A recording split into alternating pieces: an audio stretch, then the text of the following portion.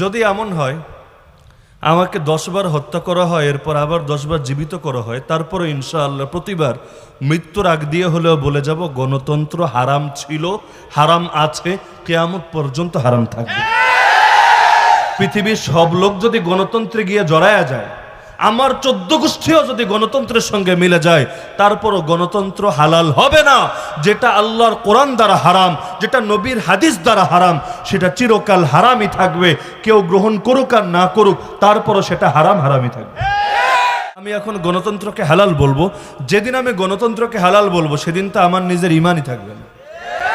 আর আল্লাহ না করুক কোনোদিন যদি আমার মুখ থেকে এমন কোনো কথা বের হয়, সবাইকে সাক্ষী রেখে বলে যাচ্ছি, কোনোদিন আল্লাহ না করুক, আল্লাহ না করুক, আল্লাহ না করুক, যদি এই জাতীয় কোনো কথা বের হয় যে আমি কুফরের পক্ষে দালালি করা শুরু করেছি, আমাকে ত্যাগ করবেন, বয়কট করবেন।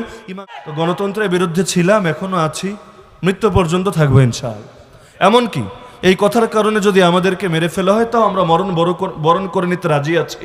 এই কথার কারণে কেউ যদি আমাদেরকে বলে যে তোমরা অন্যায়কারী, তোমরা সন্ত্রাসী, তোমরা টেরোরিস্ট, তো তোর যা ইচ্ছা মনে চায় বলতে থাক, আমরা আমাদের কথা বলে যাবো ইনশাআল্লাহ।